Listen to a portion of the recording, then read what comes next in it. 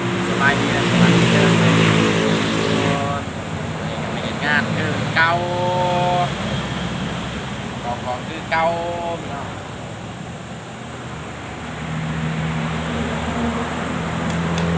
เริ่มแล้วอย่าเริ่มฝากกดไลค์กดแชร์กดติดตามให้เด้อ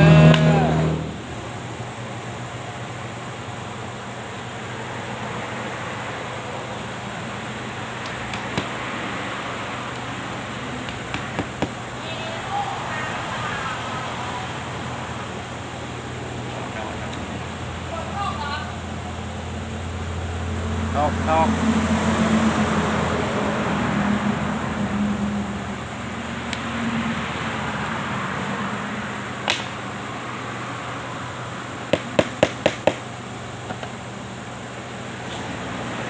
งคือเก่า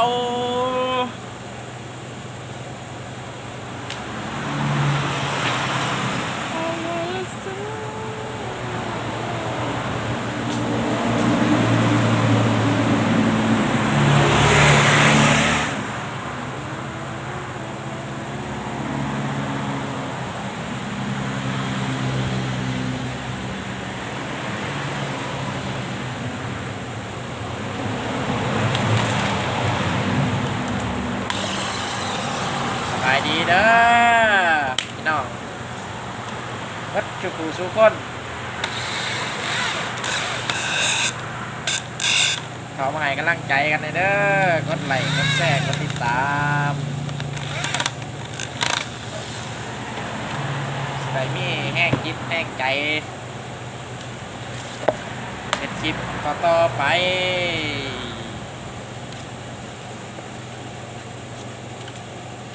เดี๋ยวกลับบ้านเดี๋ยวไปถ่ายคลิปไอ้นอนปลา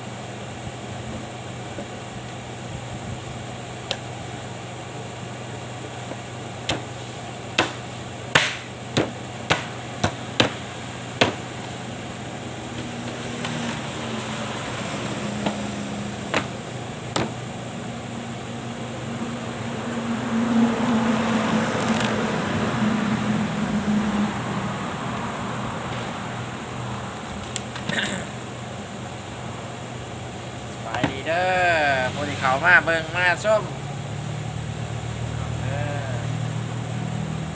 เหตุการณ์คือเก่ามาเนี่ย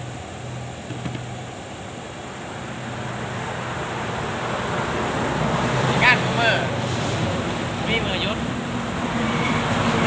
คุยอย่างเดียว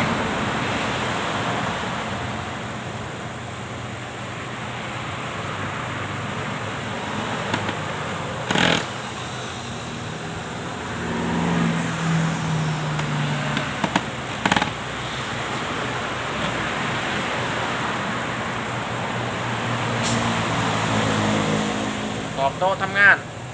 โต๊ะบัญชีโต๊ะคอม